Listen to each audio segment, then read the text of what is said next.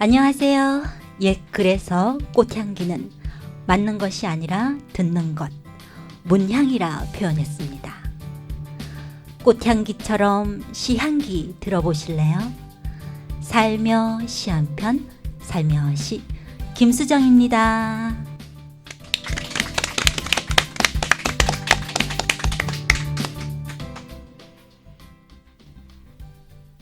안녕하세요. 오늘은 살며시 한편, 살며시 특집으로 문화예술의 꽃을 피우다, 꽃 피울 고향 그 두 번째 시간으로 고양시 거주 국어 선생님이신 김명일 선생님을 모시고 시향기 가득한 문학의 꽃을 피워볼까 합니다.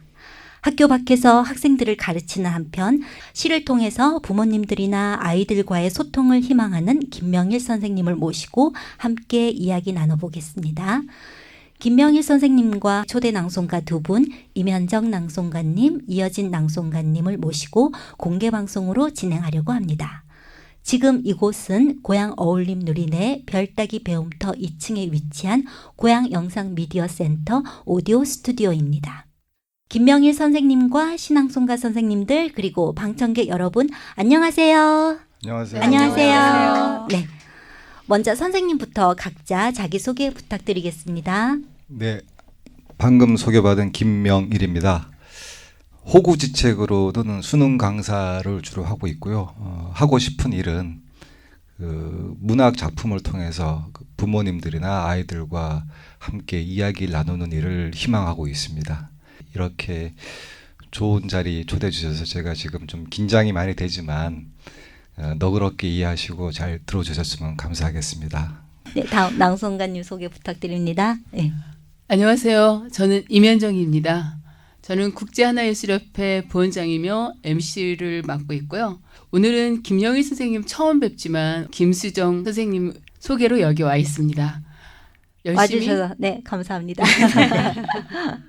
네, 안녕하세요. 신앙송가 이여진입니다. 여러분들과 함께하게 되는 시간, 기쁘고 행복한 시간으로 이어졌으면 바람입니다. 네, 와주셔서 감사합니다. 김명일 선생님과 이야기 나누며 중간중간 초대 낭송가님들의 낭송 들어보겠습니다. 오늘은 저 김수정의 낭송도 들으실 수 있습니다. 물론 김명일 선생님의 낭송과 여러분의 관객 낭송 순서도 준비되어 있으니 기대하셔도 좋습니다. 우선 김명일 선생님과 초대 낭송가 두 분의 프로필을 잠시 소개해드리고 이야기 나눠보도록 할게요. 김명일 선생님은 강원도 동해 출신으로 고려대 국문학과를 졸업하셨고 현재 마을학교, 청소년 카페 톡톡톡, 화정일동 주민센터 등 학교 밖 국어 선생님으로 문학작품, 특히 시를 통해 역사와 삶을 주로 이야기하는 선생님으로 활동하고 계십니다. 그리고 그 옆에 임현정 낭송가님은 국제하나예술신앙송 부원장님이시고요. 신앙송가이며 MC를 주로 맡고 계십니다. 제1회 전국 설봉예술제 신앙송대회 대상 그리고 제1회 지훈시 퍼포먼스 대회 대상을 수상하셨습니다. 이어진 낭송가님은 김포문인협회 회원이시며 시낭송가이시고요. 행복동 낭송리 회원으로 활동하고 계십니다. 현재 총신대 성신여대 평생교육원 신앙송 과정 출강하고 계시고 그리고 신석초 신앙송대회 대상 수상하셨어요. 자, 본격적으로 이야기 들어가 볼게요. 선생님, 예. 학교 밖 국어 선생님이세요? 마을 학교는 어떤 학교인지 처음 듣는 분들도 계실 텐데 간단한 소개 부탁드립니다. 네, 마을학교는 고양시에 위치한 학교인데요. 말 그대로 학생들이 따로 있지는 않습니다. 필요할 때마다 그 시민사회를 위해서 할 수 있는 일들이 무엇인가를 생각해서 강좌를 열고 강연을 하는 그런 단체고요. 모토는 서로 가르치고 함께 배우며 더불어 실천하는 공동체를 지향하는 단체입니다. 시민사회 발전을 위해서 각종 다양한 강좌를 여는 그런 학교입니다. 연 6회 정도의 대중 강연을 하고 있고요. 여러분들이 익히 아시는 저명 인사들, 명진 스님부터 해서 많은 분들이 와셔서 강연을 해주시고 계십니다. 그동안 강연하셨던 분들도 한번 쭉 소개해 주시죠. 지금 떠오르는 분들 뭐 최근에 유명한 조국 씨도 했던 적이 있었고요. 그다음에 윤여준 장관도 오셨었고, 그다음에 정치, 경제, 뭐 역사, 문화, 하여튼 예술가들도 오셨었고요. 다음에 또 좋은 강연의 일정이 있으면 미리 알려주세요. 네, 알겠습니다. 학교 밖 국어 선생님에 대해서도 좀 더 자세히 설명을 해주셔야 될 것 같은데요. 네네. 뭐 학교 안에는 국어 선생님들이 워낙 많이 계신데, 저도 잠깐 학교 안에서 수업을 해본 적이 있습니다. 그런데 거기서는 제가 할 수 있는 이야기들을 하기가 어려웠고 힘들었어요. 제가 하고 싶은 이야기는 뭐 문법이나 뭐 표현법, 시험을 위한 내용들은 아니었고, 거기에 들어있는 의미를 알려주고 싶었는데, 그것을 일단은 부모님들이 많이 원치 않았고요. 시험과 조금 떨어진 이야기라서 싫어하시기도 하셔서, 제가 이 자리에 있으면 안 되겠다. 그리고 나와서 학교 밖에서 청소년들이나 또는 부모님들, 이런 분들하고 얘기를 하면서 그분들의 삶이 이 시나 소설 같은 문학을 통해서 조금 더 바뀔 수 있을 것이고, 그 바뀐 것이 결국은 우리 사회를 좀 더 변화할 수 있게 하지 않을까 하는 생각에서 굳이 학교 밖이라고 제가 얘기를 하고 다니고 있습니다. 네. 여러분 왜 학교 밖 국어 선생님이신지 이제 아시겠죠? 살며시 그 이야기 속으로 들어가 보겠습니다. 선생님. 네, 오늘 선택해 주신 주제가 꽃인데요. 특별한 이유가 있을까요? 꽃이 이제 얼마 전에 꽃이 피고 지는 걸 보면서 자연스럽게 제가 왜 국어 선생을 하고 있지 하는 생각을 해본 적이 있는데, 1975년도 강원도 바닷가에, 동해바다에 서울에서 유명한 글귀들이 이제 내려와서 중2병을 앓고 있던 김명일이가 그 식구를 쓰기 시작했습니다. 그래서 국어 시간에 국어 수업을 안 듣고 이렇게 끄적거리는 식구가 나중에 전영록 가수의 애심으로 나왔는데요. 그 노래 가사 중에 이런 구절이 있었어요. 헤어질 사람이면 정들지 말고 떨어질 꽃이라면 피지를 마라. 헤어질 사랑이면 정들지 말고 떨어질 꽃이라면 피지를 마라. 라는 그 구절이 저는 마음에 들어서 그걸 국어책에다가 마구마구 낙서를 하고 있었는데, 국어 선생님이 지나가시면서 그 구절을 보시면서, 이야, 꽃이 져야 되는 건데 꽃이 져야 열매를 맺고 그럴 텐데라고 얘기를 하셨고, 그래서 그 국어 선생님하고 이제 얘기가 진행이 되면서 국어 선생님한테 다른 시도 소개받게 되고, 그렇게 되면서 자연스럽게 문학에 눈을 뜨게 되고 나중에 대학도 국문과로 진학하게 되는 그런 걸 생각을 하면서, 꽃이 사람들에게 다가오는 의미가 굉장히 다양할 것이고, 그 꽃의 의미를 이렇게 정리를 해보면서 뭐 아름다움을 나타내는 꽃도 있을 것이고, 거기서 파생돼서 이제 여인을 얘기한 꽃도 있을 것이고, 그런 꽃들은 우리가 이제 뭐 많이 익히 알고 있을 텐데, 거기서 파생돼서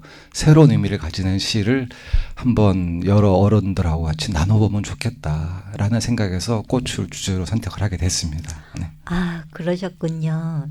남자 선생님이라 뭐 바다, 산 이런 자연이 아니라 아름다운 꽃, 여인을 상징하는. 저 굉장히 네. 여성적입니다. 네, 그런 것 같아요. 요리도 잘하신대요. 네, 그러면 처음 들려주실 시는 어떤 작품인가요? 이제 국어 시간에 기억나실 텐데요. 그 수미상관이라고 들어보셨죠? 네. 네, 수미상관. 꽃이니까 꽃이 펴야 되지 않겠습니까? 그래서 네.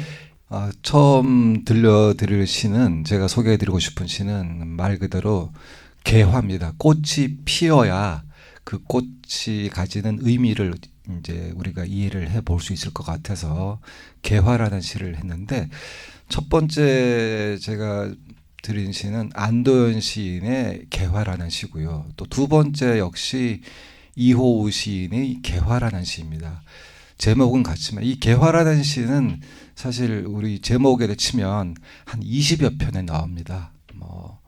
근데 그 개화라는 의미가 각각 다 달라요.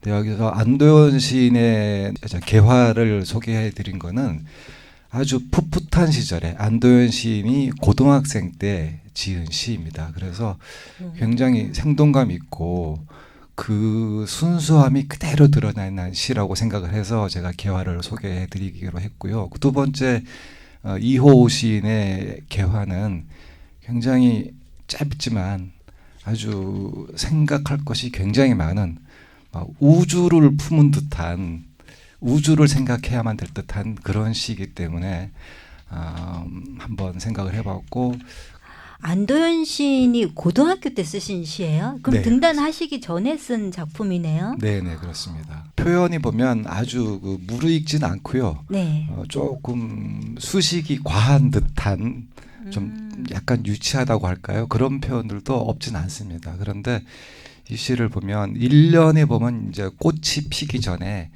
약간 긴장감이 살짝 드러나고요. 안타까운 떨림이여라는 표현이 있지 않습니까? 거기서 보면은 이제 그 꽃을 바라보는 나도 떨고 있고 꽃도 피기 전에 뭔가 무서워서 떨고 있는 듯한 표현이 있고 그러다가 이 연에서 보면 마침내 꽃이 핍니다. 그래서 화음을 뿜으며 빗장이 풀리는 소리들이라고 표현을 해서 꽃이 핀 거를 쫙 드러내고 있죠. 그 다음에 이제 희망을 노래하는 거죠. 네. 마지막 사연에 나오는 목청을 가꾸어 내일을 노래하는 마음을 가지렴, 내일을 노래하는 마음을 가지렴 이렇게 반복적으로 표현을 해서 이 꽃이 피어나서 타인들에게 희망을 주면 좋겠다라는 내용이 들어있다고 판단을 했고요. 안도현 시인은 잘 아시다시피 굉장히 따뜻한 시인이지 않습니까? 너에게 묻는다도 있고 연탄 한 장 같은 시 그 연장선상에서 이해를 해보시면 좋을 것 같습니다. 그리고 두 번째 시 이호우 시인의 개화는 형태를 보시면 이렇게 3연으로 되어 있는데요. 사실은 현대 시조입니다. 네. 그래서 제 1년이 초장, 2년이 중장, 3년을 종장으로 보시면 되겠죠. 그러면 이게 이제 현대 시조니까 과거의 시조가 가졌던 호흡, 3장 6구의 호흡을 그대로 이어가시면서 읽는 게 중요한 시가 될 것 같아요. 그렇게 읽으면 의미가 더 와닿을 것 같습니다. 네. 1년에 한 하늘이 열리고 있네라는 표현을 보면 저는 그렇게 생각을 합니다. 우리가 단순히 꽃을 보지만 꽃 입장에서는 자기 스스로의 세계가 열리는 거거든요. 네. 그래서 굉장한 의미라고 생각을 하고 꽃 스스로는 새로운 우주를 만나는 의미를 지닌다고 보고 그러다 보니 꽃이 피는 순간에 온 우주가 긴장을 한다고 저는 표현을 했습니다. 그 다음에 그러다 보니 마지막에 우주가 호응을 해서 바람도 햇볕도 꽃이 피는 순간을 조용히 기다리고 있는 거죠. 그것을 보고 있는 저도 화자도 눈을 감고 우주의 그 꽃의 탄생에 호응하는 그런 시라고 저는 생각을 했습니다. 네, 그러면 다들 눈으로 한 번씩 훑어보셨을 텐데요. 이 시들 소리내어서 한번 읽어볼까요? 그러면 안도현 시인의 개화를 그러면 선생님이 한번 읽어주세요. 네네 알겠습니다. 개화 안도현 생명이 요동치는 계절이면 넌 하나씩 육신의 향기를 벗는다. 온갖 색깔을 고이 펼쳐둔 뒤란으로 물빛 숨소리 한 자락 떨어져 내릴 때 물관부에서 차오르는 긴 몸살의 숨결 저리도 견딜 수 없이 안타까운 떨림이여 허덕이는 목숨의 한 끝에서 이웃의 웃음을 불러일으켜 줄지어 우리의 사랑이 흐르는 오선의 개울, 그곳을 건너는 화음을 뿜으며 꽃잎 빗장이 하나 둘 풀리는 소리들, 햇볕은 일제히 꽃술을 밝게 흔들고 별무늬같이 어지러운 꽃이여, 이웃들의 더운 영혼 위에 목청을 가꾸어 내일을 노래하는 마음을 가지렴, 내일을 노래하는 마음을 가지렴. 네, 잘 들었습니다. 그러면 이호우 시인의 개화는 제가 읽어드릴게요. 개화 이호우. 꽃이 피네 한잎 한잎, 한 하늘이 열리고 있네. 마침내 남은 한잎이 마지막 떨고 있는 고비. 바람도 햇볕도 숨을 죽이네. 나도 가만 눈을 감네. 네, 이호우의 개화를 읽으니 꽃이 피네라는 구절에서 김소월 시인의 산유화가 연상되는데요. 꽃이 목록에 산유화도 있던데 선생님은 어떤 의미에서 두 편의 시를 선택하셨을지 어떤 연관성이 있겠지요? 이 이호우 시인의 시조가 훨씬 늦게 쓰이긴 했습니다만 그 김소월 시인의 산유화의 꽃이 피네라는 구절과 이호우 시인의 꽃이 피네라는 구절은 이렇게 연결이 됩니다. 그 호흡상으로도 보면 우리 김소월 시인은 주로 이제 전통적 율격, 삼음보 율격을 주로 썼고요. 이호우 시인은 아까 말씀드렸듯이 사음보 율격, 이것도 전통적 율격이지 않습니까? 이 두 분의 율격이 서로 간에 매칭이 되고 의미 또한 꽃이 피는 것이 이호우 시인의 개화에서 꽃이 피는 것이 어떤 탄생을 얘기하는 것처럼 김소월 시인의 산유화에서도 꽃이 피네라는 구절은 인간의 탄생을 얘기한다고 저는 생각을 해서 두 개의 의미가 연관된다고 생각을 했고요. 그 다음에 산유화 시를 보면 제가 특히 요즘 나이를 먹으면서 와닿는 부분이 이연 사행에 있는 혼자서 피어있네가 가장 마음에 와닿거든요.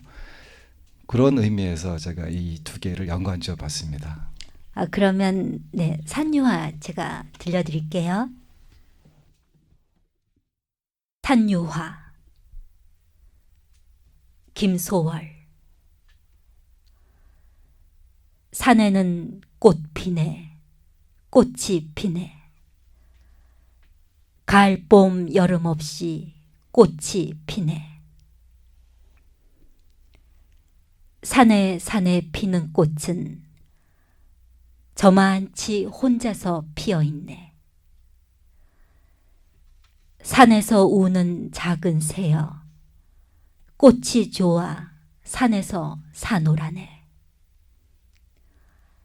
산에는 꽃 지네 꽃이 지네. 가을 봄 여름 없이 꽃이 지네. 네, 저만치에 대한 의미 한 번 더 짚어주셔야 될 것 같은데요.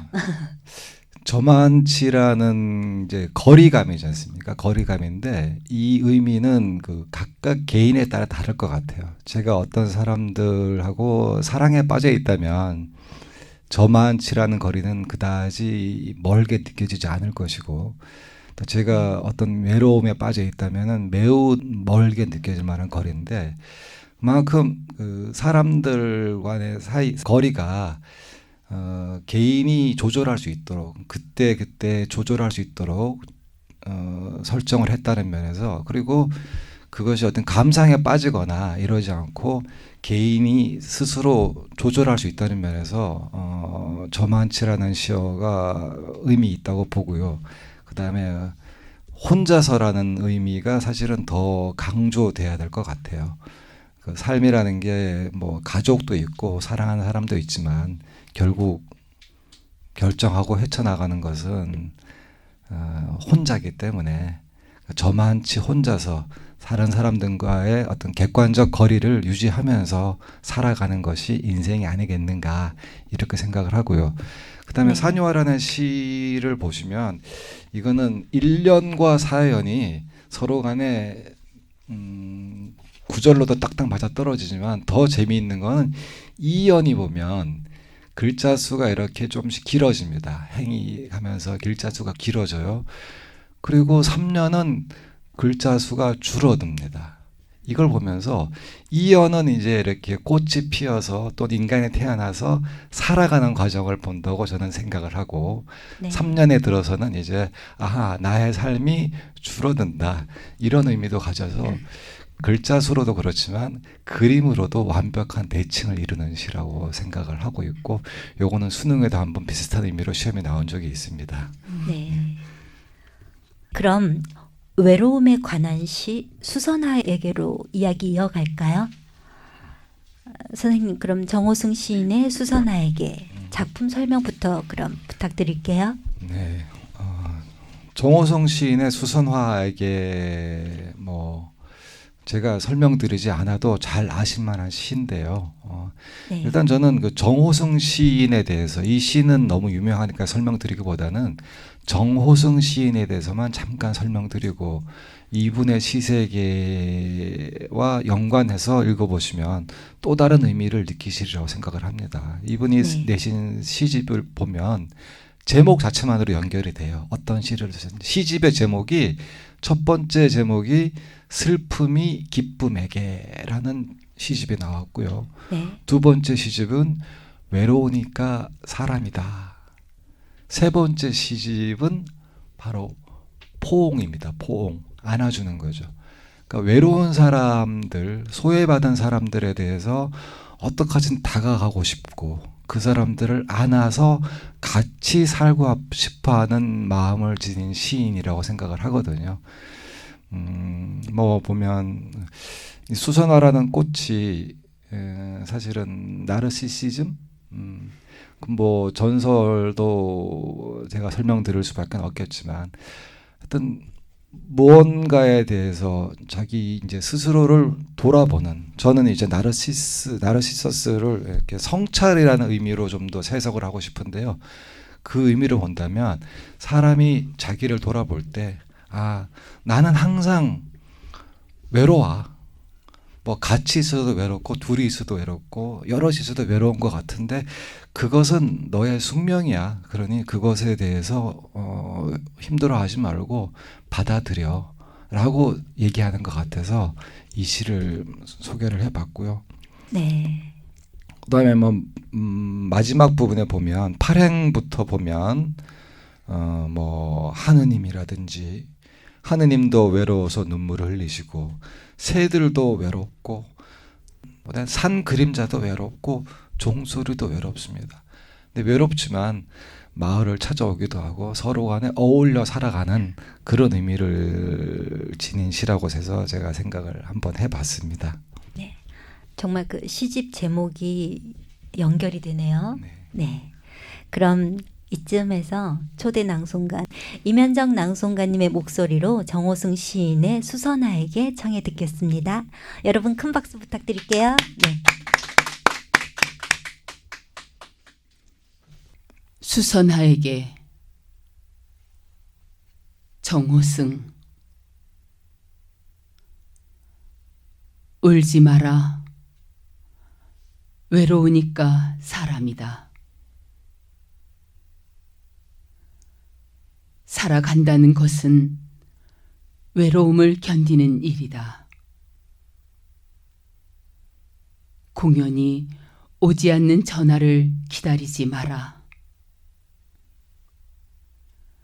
눈이 오면 눈길을 걸어가고 비가 오면 빗길을 걸어가라. 갈대숲에서 가슴 검은 도요새도 너를 보고 있다. 가끔은 하느님도 외로워서 눈물을 흘리신다. 새들이 나뭇가지에 앉아 있는 것도 외로움 때문이고 내가 물가에 앉아 있는 것도 외로움 때문이다. 산 그림자도 외로워서 하루에 한 번씩 마을로 내려온다. 종소리도 외로워서 울려 퍼진다.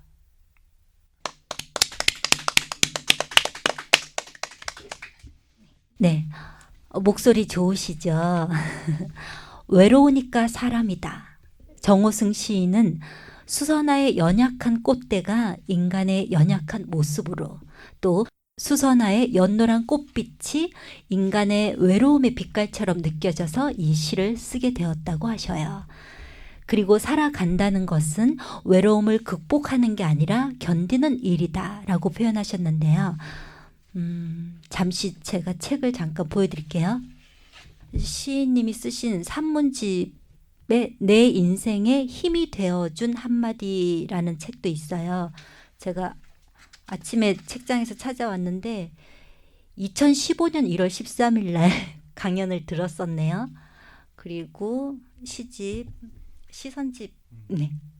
너를 사랑해서 미안하다라는 정호승 시선집인데요. 2016년 10월 21일 강연을 들었었거든요. 네, 그 진솔함을 직접 강연을 들으면서 느꼈죠. 외로우니까 사람이다. 여러분 외로우세요? 군중 속의 고독? 외로움은 어떻게 극복하는 게 아니라 견디는 일이다 라고 생각하시면 될 것 같아요. 그럼 수선화에게가 인간의 근원적인 외로움을 개인적으로 견뎌내는 내용이라면 혼자 이겨내지 못하는 타인을 격려하는 시나 공감하는 시도 있겠죠? 그렇죠. 네. 여기 계신 분들은 시에 관심이 있으시니까 익히 들여보셨을 만한 시이긴 한데요. 1980년대 말, 그러니까 1990년에 나온 시가 있습니다.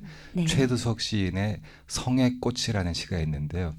물론 1980년대가 이제 독재 시대, 이 시대와 연관을 지어서 생각하셔도 좋고, 그것이 아니라도 그 시대 대부분의 사람들의 삶이 어려웠듯이 그 어려웠던 사람들의 마음을 정말로 겉에서 바라보는 것이 아니라 그 안에 들어가서 같이 공감하는 듯한 마음을 지닌 시가 바로 최두석 시인의 성의 꽃이라고 생각을 합니다. 이 성의 꽃은 한번 읽고 나서 설명을 드릴까요? 아, 그럴까요? 네. 그럼 이 시는 관객 낭독으로 부탁드릴게요. 혹시 내가 읽어보겠다 하시는 분. 그럼 스타트를 이광재 선생님 끊어주실래요? 성의 꽃 최두석. 새벽 시내버스는 차창에 웬 찬란한 치장을 하고 달린다. 엄동 혹한일수록 선연이 피는 성의 꽃. 어제 이 버스를 탔던 처녀 총각 아이 어른, 미용사 외판원 파출부 실업자의 입김과 숨결이 간밤에 은밀히 만나 피워낸 번뜩이는 기막힌 아름다움. 나는 무슨 전람회에 온 듯 자리를 옮겨다니며 보고 다시 꽃이파리 하나 섬세하고도 차가운 아름다움에 취한다. 어느 누구의 막막한 한숨이던가, 어떤 더운 가슴이 토해낸 정열의 숨결이던가, 일 없이 정성스레 입김으로 손가락으로 성의꽃 한 입 지우고 이마를 대고 본다. 덜컹거리는 창에 어리는 푸석한 얼굴. 오랫동안 함께 길을 걸었으나 지금은 면회마저 금지된 친구여.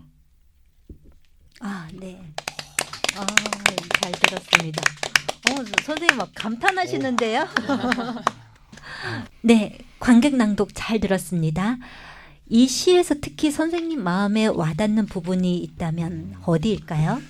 그거 말씀드리기 전에 그 네. 방금 해주신 선생님 네. 너무너무 멋져서 제가 진짜 시 듣다가 네. 정말로 뭉클해졌습니다. 지금 사실 제 아. 목소리에 약간 물기가 느껴질지 모르는데 정말로 감동했습니다. 감사합니다.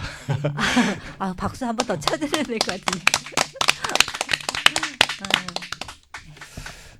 제가 이 시를 소개해드리는 이유는 어제 이 버스를 탔던 처녀 총각 아이 어른 모든 사람이겠죠. 그 밑에 미용사 외판원 파출부 실업자 오늘날에 없는 직업도 있지만 일단 굉장히 어려운 사람들입니다. 근데 이 어려운 사람들이 그 다음 행에 보면 피어낸 꽃이 굉장히 아름다워요. 그래서 그 아름다움에 취해서 마지막에서 넷째 행 이마를 대고 본다. 사실 이 부분이 저는 제일 이 시에서 포인트라고 생각을 합니다. 이 화자가 그 어려운 사람들의 고통을 직접 버스 안에서 맡아보고 느끼려는 거죠.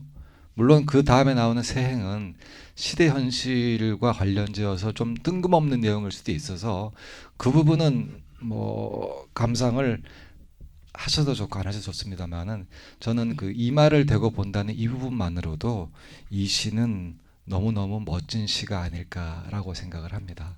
네. 한 말씀 덧붙이면 그런 말 있지 않습니까?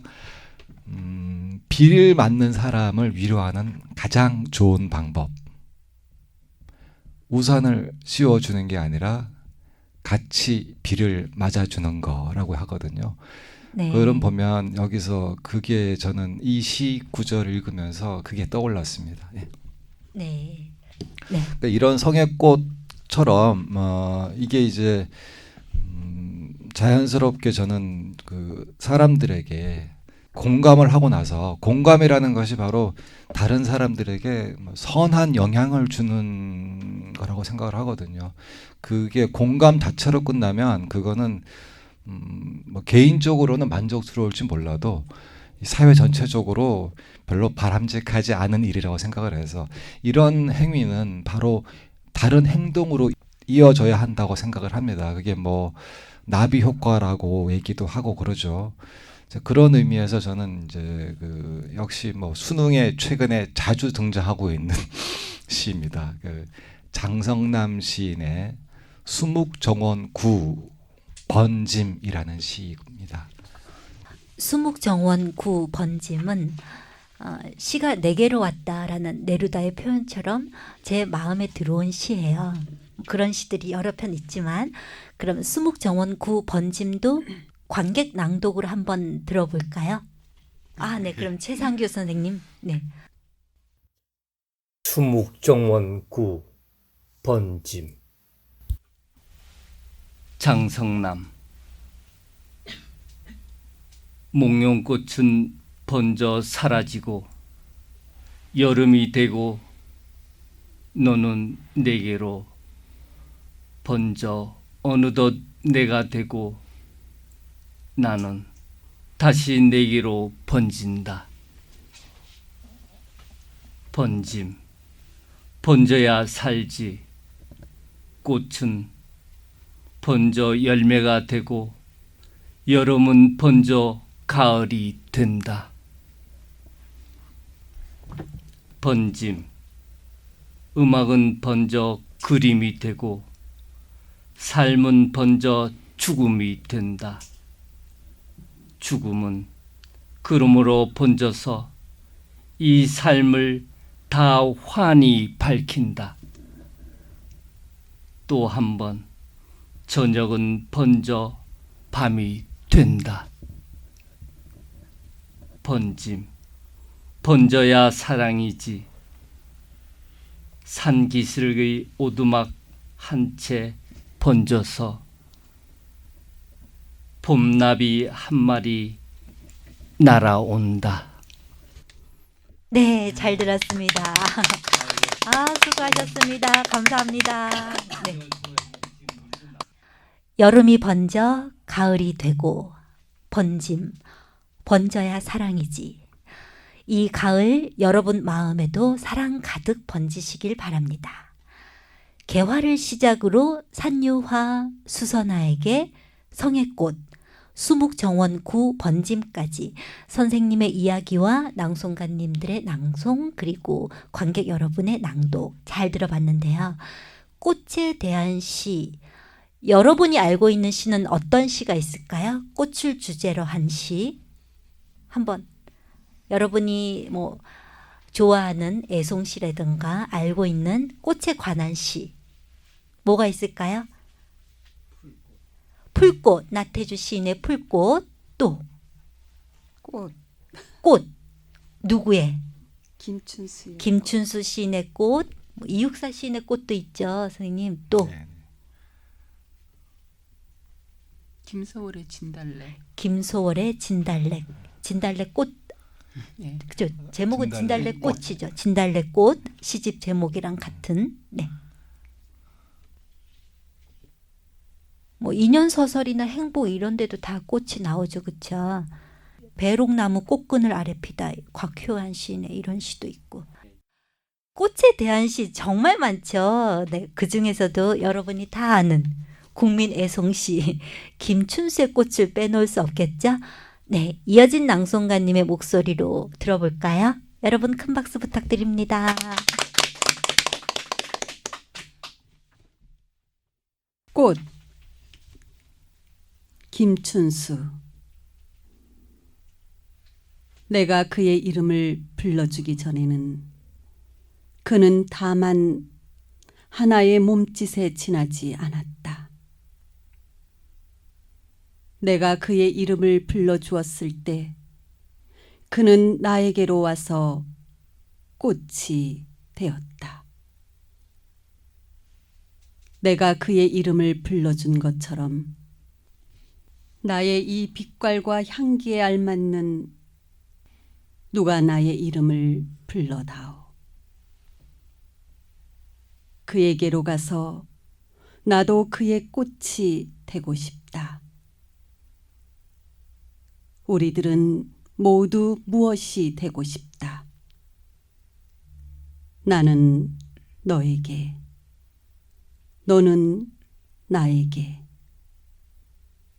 잊혀지지 않는 하나의 의미가 되고 싶다. 네, 잘 들었습니다. 김춘수 시인의 꽃.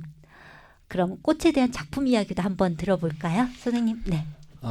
제가 이 시에 눈을 뜬 거는 아마 중3 때였을 겁니다. 그 옆에 여자중학교 학생에게 편지를 쓰려고 아마 이렇게 심오한 시인 줄은 몰랐고 그 당시에 그냥 뭐가 되고 싶다.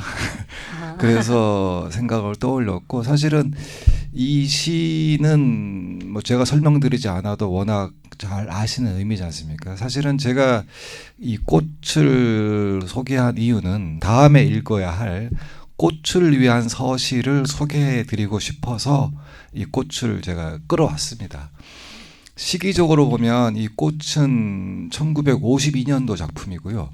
뒤에 나온 꽃을 위한 서시는 1959년 작품이라서 발표 시기는 그렇죠. 그래서 네. 연관적으로 본다면 52년도 시니까 먼저 나오고 59년 시가 나중 나왔으리라고 생각을 하는데, 의미를 찾아보면 꽃을 위한 서시가 먼저 쓰이고 그것에 대한 탐구가 이어져서 나중에 꽃으로 나왔다고 저는 보고 있습니다. 왜냐하면 이 꽃에서는 꽃의 의미를 발견을 해요. 꽃이 이제 너에게 어떤 의미 있는 무엇인가로 나오고 호명을 하게 되는데, 꽃을 위한 서시를 보면 맨 마지막 한번 넘겨보실까요? 네. 꽃을 위한 서시 마지막 연을 보게 되면 내가 찾고 싶은 꽃, 이제 신부로 이름이 바뀌었는데 얼굴을 가리고 있어요. 아직도 꽃이 무엇인가를 찾지 못한 상태거든요. 그래서 발표 시기만으로 본다면 꽃을 위한 서시가 뒤늦게 나왔지만, 그 꽃이라는 본질적 의미를 탐구하는 과정으로 본다면 꽃을 위한 서시가 먼저 나오고 그것에 대한 탐구가 이어져서 꽃의 의미를 발견하는 과정이라고 보시면 될 것 같습니다. 꽃을 위한 서시가 59년, 꽃이 52년이니까 네. 발표 시기상으로는 뒤바뀌었지만 제가 생각하는 의미로 본다면 김춘수 시인이 꽃을 위한 서식을 먼저 생각을 했었고 그 다음에 꽃을 나중에 쓰지 않았을까라는 게 제 생각입니다. 네. 예. 명확한 창작 시기가 더 빠르다는 그런 의미는 아닙니다. 의미는 예, 아니니까. 예. 제가 의미상으로 네, 봤을 네, 때 네. 그런 과정이 있지 않았을까 생각을 하는 겁니다. 알겠습니다. 네. 뭐 시가 발표되면 더 이상 시인의 것이 아니라 뭐 읽는 독자의 몫이니까 해석하는 네, 잘 들었습니다. 그러면 꽃을 위한 서시도 네, 낭송가님의 목소리로 들어볼까요? 이어진 낭송가님 한 편 더 부탁드리겠습니다. 꽃을 위한 서시. 김춘수. 나는 시방 위험한 짐승이다. 나의 손이 닿으면 너는 미지의 까마득한 어둠이 된다. 존재에 흔들리는 가지 끝에서 너는 이름도 없이 피었다, 진다. 눈시울에 젖어드는 이 무명의 어둠에 추억의 한 접시 불을 밝히고 나는 한밤내 운다. 나의 울음은 차츰 아닌 밤 돌개바람이 되어 탑을 흔들다가 도래까지 스미면 금이 될 것이다. 얼굴을 가리운 나의 신부여.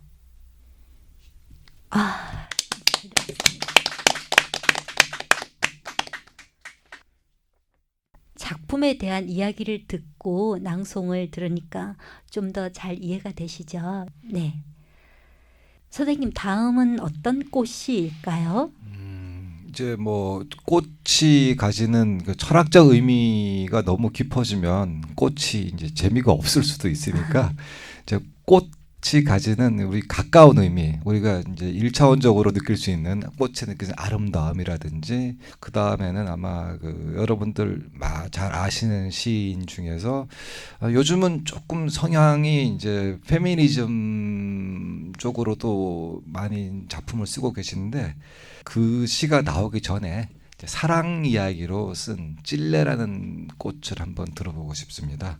바로 낭송 들으시면 어떨까요? 네, 그러면 이면정 낭송가님, 네, 문정희 시인의 찔레 청해 듣겠습니다. 찔레. 문정희.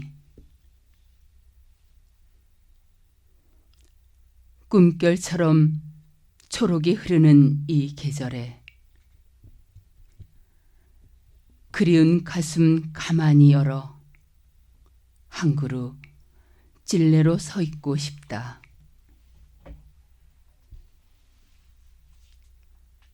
사랑하던 그 사람, 조금만 더 다가서면 서로 꽃이 되었을 이름. 오늘은 송이 흰 찔레꽃으로 피워놓고 먼 여행에서 돌아와 이슬을 털듯 추억을 털며 초록 속에 가득히 서 있고 싶다. 그대 사랑하는 동안 내겐 우는 날이 많았었다. 아픔이 출렁거려 늘 말을 잃어갔다. 오늘은 그 아픔조차 예쁘고 뾰족한 가시로 꽃 속에 매달고 슬퍼하지 말고 꿈결처럼 초록이 흐르는 이 계절에 무성한 서랑으로 서 있고 싶다. 네.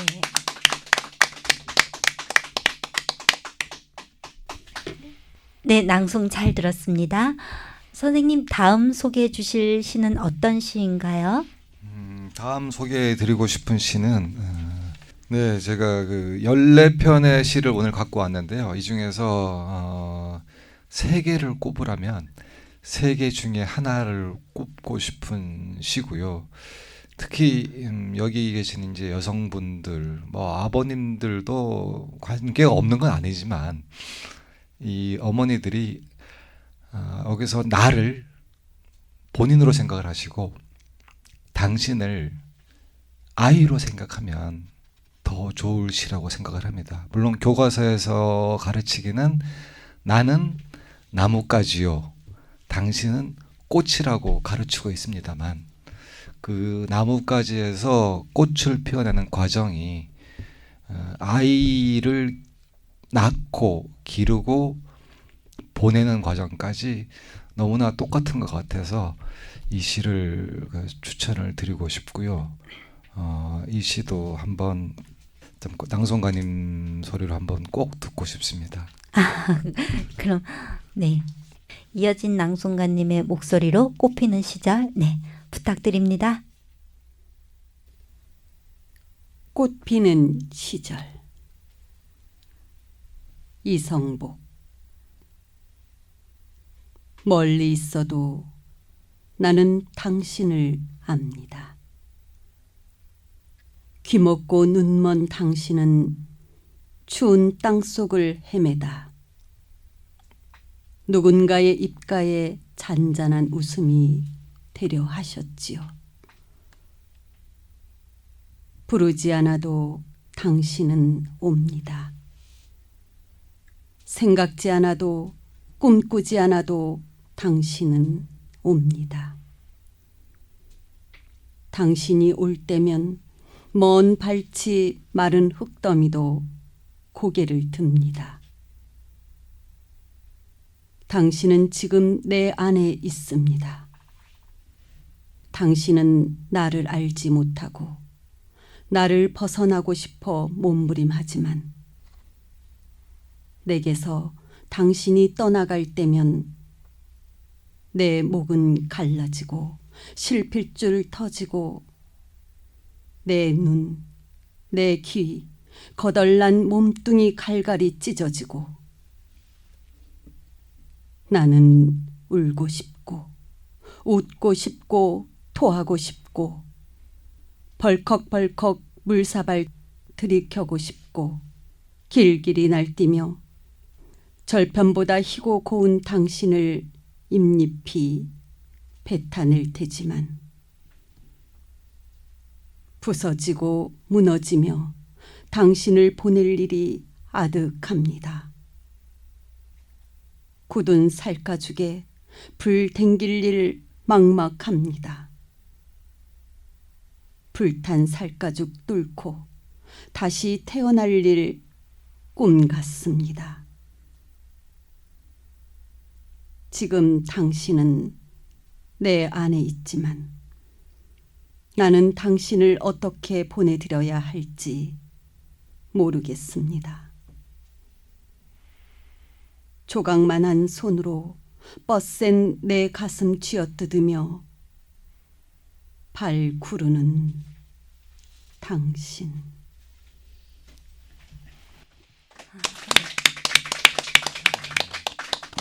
네, 잘 들었습니다. 그 3편 베스트 3가 그럼 꽃피는 시절과 나머지 2 작품은? 그 다음에 제가 낭독을 할 그런가요? 그 나무라는 시 하고요. 네. 그 다음에 앞에 한번 나왔죠. 수묵정원 9 번짐. 그 네. 시 3편을 제가 꼽고 싶습니다. 물론 내일이 되면 어떻게 바뀔지는 모르겠지만 제가 이 과정을 준비하면서 가장 소중하게 생각하고 의미를 두고 싶었던 시들입니다. 그럼 선생님 목소리로 직접 들어보겠습니다. 김명인 시인의 그 나무. 참고로 김명인 씨와 김명일은 전혀 관계가 없습니다. 제가 이 시를 주로 읽어주는 대상들은 공부를 잘하지 못하는 아이들입니다. 그리고 크게 두각을 나타내지 못하는 아이들. 너희들도 괜찮아 라고 얘기할 때 읽어주는 시가 바로 이 그 나무란 시입니다. 그 나무 김명인.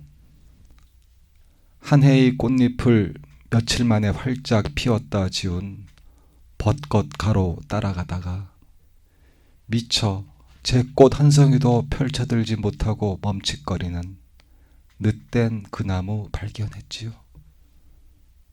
들킨 게 부끄러운지 그 나무 시멘트 개울 한 구석으로 비틀린 뿌리 감춰놓고 앞줄 아름드리 그늘 속에 반쯤 숨어 있었지요. 봄은 그 나무에게만 더디고 더뎌서 꽃철 이미 지난 줄도 모르는지 그래도 여느 꽃나무와 다름없이 가지 가득 매달고 있는 멍을 어딘가 안쓰러웠지요. 늦된 나무가 비로소 밝혀드는 꽃불 성화. 환하게 타오를 것이므로 나도 이미 길이 끝난 줄 까마득하게 잊어버리고 한참이나 거기 멈춰 서 있었지요. 산에서 내려 2달거리나 제자리를 찾지 못해 헤매고 다녔던 저 난만한 봄길 어디 늦깎이 깨달음 함께 얻으려고 한나절 나도 병든 그 나무 곁에서 서성거렸지요. 이 봄 가기 전 저 나무도 푸릇한 잎새 매달까요? 무거운 청록으로 여름도 지치고 말면 불타는 소신공양 틈새 가난한 소지 저 나무도 가지가지마다 지펴 올릴 수 있을까요? 네, 선생님 낭독 잘 들었습니다. 여러분도 주변에 그런 분들이 계시다면 김명인 시인의 그 나무 들려주시면 좋을 것 같아요. 네. 네, 그럼 선생님 다음 작품으로 이야기 이어갈까요? 다음 작품은 우리 동네 구자명시라는 작품입니다. 고정희 시인의 작품이고요. 제목 자체에서 느끼는 것처럼 주변 어딘가에 꼭 있을 것 같은 혹시 여러분일 수도 있습니다. 여러분의 자녀일 수도 있고요.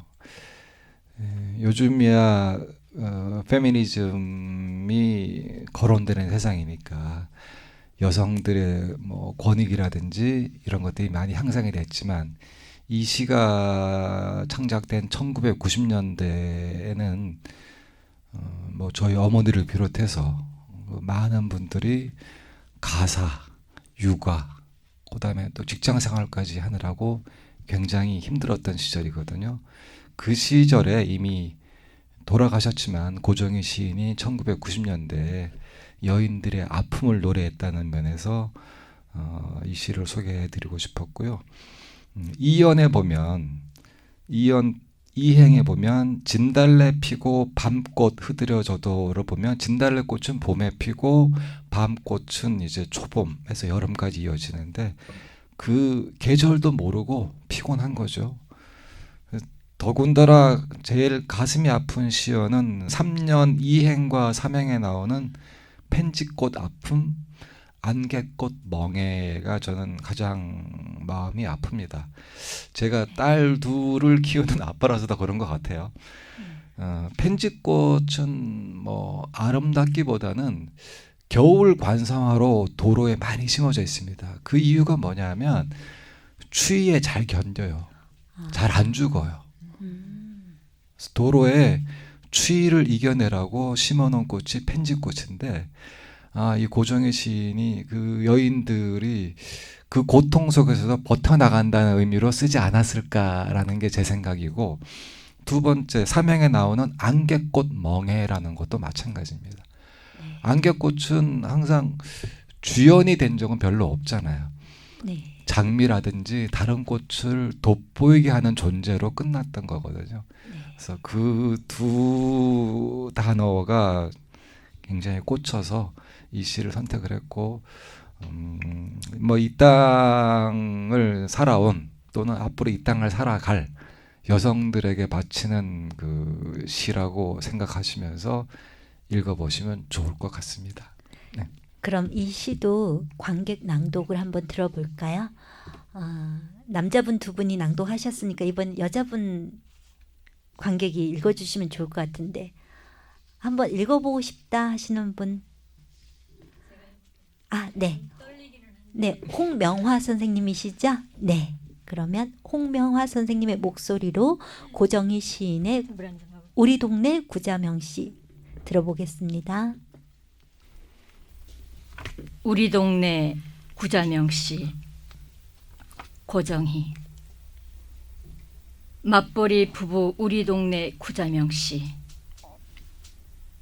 7달 아기 엄마 구자명씨는 출근 버스에 오르기가 무섭게 아침 햇살 속에서 졸기 시작한다. 경기도 안산에서 서울 여의도까지 경적서리에도 아랑곳 없이 옆으로 앞으로 꾸벅꾸벅 존다. 차창 밖으론 사계절이 흐르고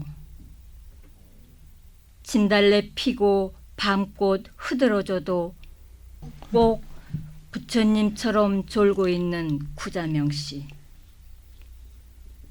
그래, 저 10분은 간밤 아기에게 젖 물린 시간이고, 또 저 10분은 간밤 시어머니 약 시중든 시간이고, 그래 저 10분은 새벽녘 만취에서 돌아온 남편을 위하여 버린 시간일 거야.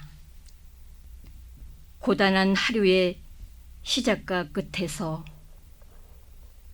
집 속에 흔들리는 펜지꽃 아픔, 식탁에 놓인 안개꽃 몽에, 그러나 부엌문이 여닫기는 지붕마다 여자가 받쳐든 한 식구의 안식이 아무도 모르게 죽음의 잠을 향하여 거부의 하사를 당기고 있다. 네, 잘 들었습니다. 다음 작품 소개해 주세요. 네, 다음 작품은 아마 여러분들이 국어 교과서에서 배우셨을 수도 있는, 그런데 이 시의 세계는 너무나 심오한데 이 시를 배운 시기는 아마 중학생 때 배웠을 것 같아요. 그래서 뭔가 그 당시에는 느끼지 못했을 그 의미를 지금 다시 한번 느껴보자는 의미에서 제가 선택을 했고요.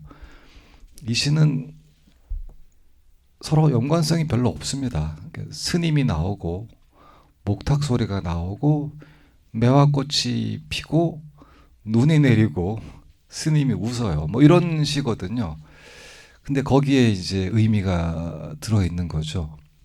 의미를 따져보면 아마 마지막 연에 보면 스님이 미소를 띱니다. 염화시 중에 미소일 수도 있고 뭔가 득도했다는 느낌일 거예요. 그런데 이 스님은 어느 날 갑자기 도를 통하신 게 아니라 여름부터 독경을 하신 거죠. 여름부터 면벽을 해서 계속 수도를 하셨고, 그래서 그것이 미소로 깨달음을 얻으셨던 것처럼 매화 역시 눈 속에서 피어나는 이유 또한 그냥 피어난 것이 아니라 매화도 매화 땅 속에서든지 어떤 그 치열한 고통 끝에 깨어난 것이라는 의미를 준 시가 아닐까 저는 생각을 해서 이 시를 선택을 해봤습니다. 네, 산구 관객 낭독 가장 멀리서 오신 분 계시죠? 수서에서 오신 분 김봉희 선생님 한번 해보실까요, 선생님? 괜찮으세요? 산구.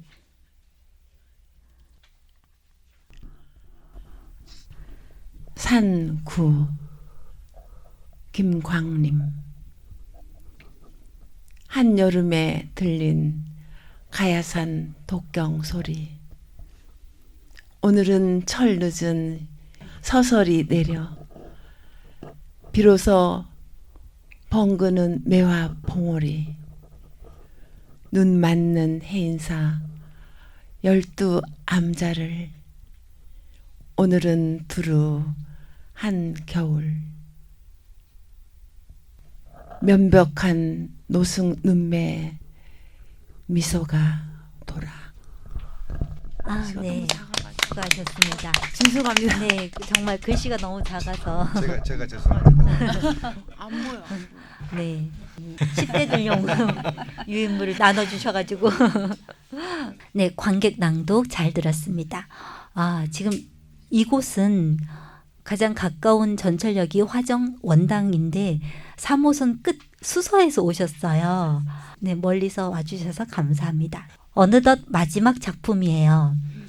개화로 꽃시의 문을 열었는데 닫는 시로 낙화를 준비하셨어요. 수미상관. 네, 역시 국어 선생님다운 배치입니다. 네, 그럼 이 작품은 제가 낭송 들려드릴게요. 낙화. 이형기. 가야 할 때가 언제인가를 분명히 알고 가는 이의 뒷모습은 얼마나 아름다운가. 봄 한철 격정을 인내한 나의 사랑은 지고 있다. 분분한 낙화 결별이 이룩하는 축복에 쌓여 지금은 가야 할 때. 무성한 녹음과 그리고 머지않아 열매 맺는 가을을 향하여 나의 청춘은 꽃답게 죽는다. 헤어지자 섬세한 손길을 흔들며 하롱하롱 꽃잎이 지는 어느 날 나의 사랑, 나의 결별, 샘터에 물 고이듯 성숙하는 내 영혼의 슬픈 눈.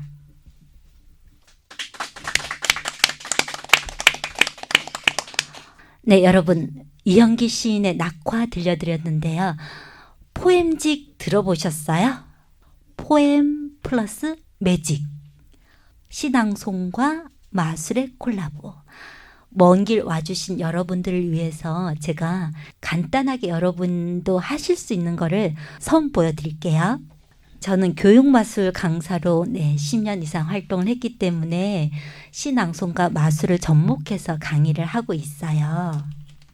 은평구 세전역에 뇌를 건너서 숲으로 도서관이라고 있는데 들어보셨어요? 네, 윤동주 시인을 기념하는 도서관이라 윤동주 시인의 새로운 길에 나오는 19절을 따서 도서관 이름을 지어서 뇌를 건너서 숲으로 도서관이에요. 도서관 이름 참 예쁘죠? 줄여서 내숲 도서관이라고 하는데요. 서울시민대학이나 중부대학교 그리고 숙명여자대학교 평생교육원에서도 강의를 했었는데 네, 어제 마침 제가 캘리그라피 수업이 있어서 내숲 도서관이 갔었는데 캘리그라피 연습을 할 때 파지를 나눠주셨는데 작년에 했던 그 콘서트와 강의 그 유인물이 아직도 남아있어서 파지로 나눠주셔가지고 제가 너무 반가워서 들고 왔어요. 이렇게 강의도 하고 신앙송 콘서트를 했었는데 그때 이어진 낭송가님이 그 초대 낭송가로 콘서트 함께 하셨거든요. 지금 막 입장하신 신영모 이사님도 네, 콘서트 때 와주셨어요. 바쁘신가 봐요. 늦게라도 와주셔서 감사합니다. 제가 그 포엠집 수업에 했었던 그 레파토리 중에 하나를 선보여 드릴게요. 금방 들려드렸던 시가 뭐였죠, 여러분? 낙화. 낙화. 네. 낙화에 연상되는 마술이에요. 자, 여러분, 목걸이와 귀걸이가 있습니다. 네. 은목걸이에요. 맞죠? 끄덕끄덕. 네, 은목걸이. 네, 요거는 귀걸이, 금귀걸이에요. 금귀걸이 맞죠? 금 아닌가요? 백금 아닙니다. 아까 관객의 역할 얘기 드렸죠. 웃음 포인트. 자세히 보시면 금 같어요. 금. 금귀걸이 맞죠? 네. 은목걸이와 금귀걸이가 있습니다. 항상 마술사 옆에는 누가 있죠? 도우미. 네, 멋진 남자. 네, 도우미. 자, 두 손을 펼쳐주시고 앉아서 하셔도 돼요. 제가 앉아서 하니까. 자, 목걸이와 귀걸이가 있습니다. 이 상태에서 제가 귀걸이를 올렸다가 내릴 건데요. 귀걸이를 올린 상태에서 귀걸이 잡은 손을 제가 놓으면 이 귀걸이는 어떻게 될까요? 떨어지죠. 그 떨어지는 링을 잘 받으셔야지 오늘 이 스튜디오에 있는 남자 중에 내가 제일 잘생겼다. 미남 인정해 드릴게요.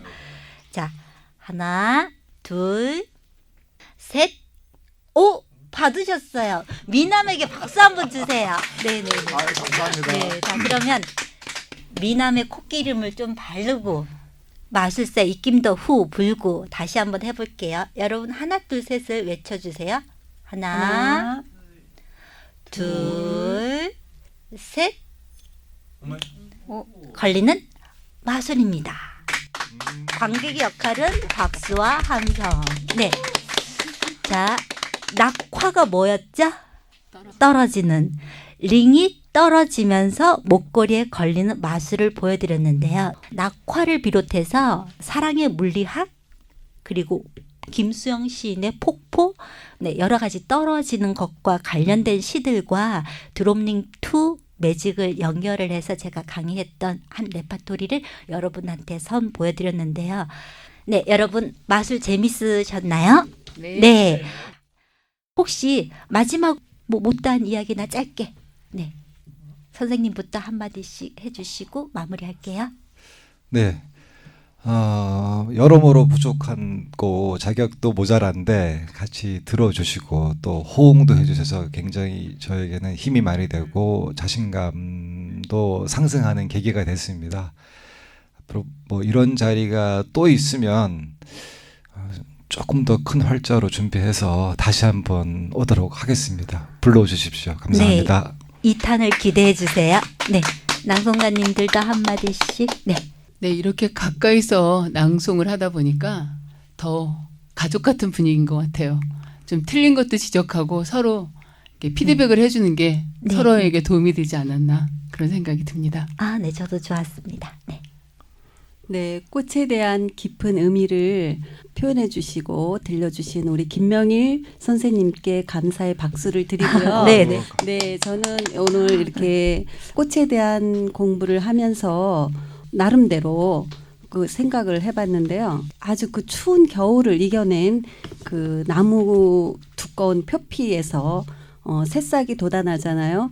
그 새싹이 빛이 지나가는 자리마다 꽃망울이 피어오르잖아요. 그러한 것을 생각을 하면서 엄마의 그 상고의 진통을 겪어낸 아기의 탄생과 연관지어서 그렇게 생각을 해봤습니다. 좋은 시간이었습니다. 네. 네, 말씀 감사합니다. 감사합니다. 네. 네, 지금까지 살며시 한편 살며시 특집 문화의 꽃 피울 고향 고양시 거주 학교 밖 국어 선생님 김명일 선생님 편 공개 방송에 함께해 주신 김명일 선생님, 이면정 낭송가님, 이어진 낭송가님 그리고 방청객 여러분 모두 감사합니다. 다음에 뵐 때까지 살며시와 함께 건강하고 행복한 가을 보내시길 바랍니다.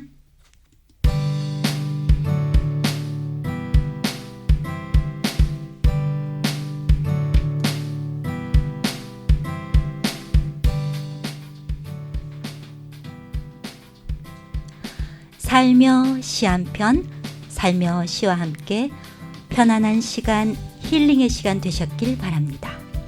감사합니다.